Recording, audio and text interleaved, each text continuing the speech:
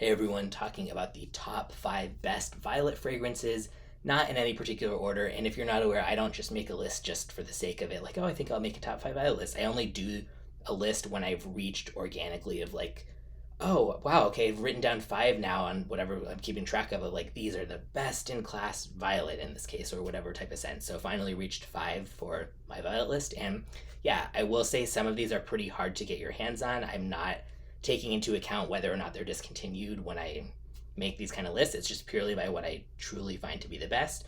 But a lot of them you can at least still get a sample of somewhere. Yeah, just gonna jump in again, no particular order. One, Violaceum 2 by L'Artisan Parfumeur. Very nice powdery leathery violet, kind of like fancy powdery luxury leather goods section of a clothing store, but with like violet in the mix. And it could get overwhelming if smelled for too long at a time, but I think it is just so beautiful and captivating in small doses. There's also a lot of nuance from like almost like a vanillic sweetness and then also an earthier side as well. And absolutely worth trying if you like powdery, bright violet and leather, and if you can get your hands on it. Pretty good longevity and projection, and very unisex.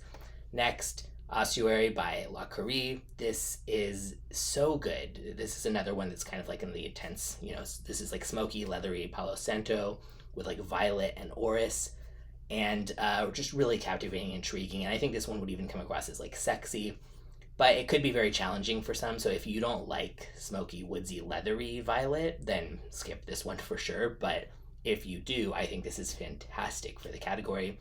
I would say unisex, leaning slightly masculine, and has good longevity and moderate to good projection. Next few are some classic vintage. So I've tried a lot of vintage, classic scents at this point, just for the historical interest and just, like checking out whatever I can. But these, and then violet was very commonly used, more so back then in certain ways than now, which often it's like violet leaf that's used or other stuff like that. But and I just find these stunning. So 3 on the list overall is Vol de Nuit by Guerlain. This was released in 1933. Just beautiful, and I can absolutely see why this is considered such a classic. If I had smelled this before I tried as many other fragrances, I'm sure I would have been like, ugh, this smells so dated and just too powdery and mature. But my taste has expanded over trying so many things, and now I find it stunning. It's like haunting, melancholic violet mixed with other flowers on a sunny day in a very green garden with like kind of like a soft suede there as well. And I would say it smells pretty unisex, leaning slightly feminine with moderate longevity and projection. Next, even older, Apres Londe by Guerlain again. Released in 1906, this is a beautiful, soft, creamy violet and smooth, powdery iris that is like comforting and uplifting at the same time. The opening reminds me a little bit of a more feminine version of Cuir by Dior, which I really like. The anise and carnation here are subtle but still present, and they add a darker side that kind of plays against the sweet powderiness of the other notes. So definitely a vintage scent profile, but I think it could still be worn today without automatically smelling dated. And I don't even normally like many of the notes that are in this one, but I think it's just such a good take on everything and just becomes more than the sum of its parts, so to speak.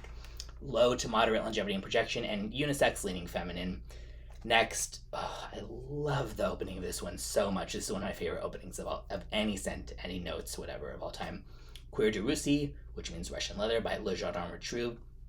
This was actually released in 1977, but I didn't realize that. I got like a free sample with some other order from, I think, Perfumology, threw it into an order. And I was looking at the notes, and this is when I really thought I hated leathers. I mean, not leather, violet still. I was like, I'm not going to like this. Well, I guess I'll try it because it was free. And then it was just like, whoa, when I smelled the opening. Just such a bright and fresh take on like a leather scent, and very outdoorsy violet. Just so refreshing with the way it's done, especially combined with the citrus and some aldehydes, just make it so bright.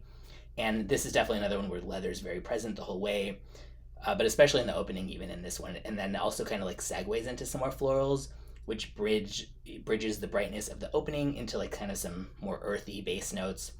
Just, that opening, speechless. One of the best violet or non-violet openings that I've ever smelled.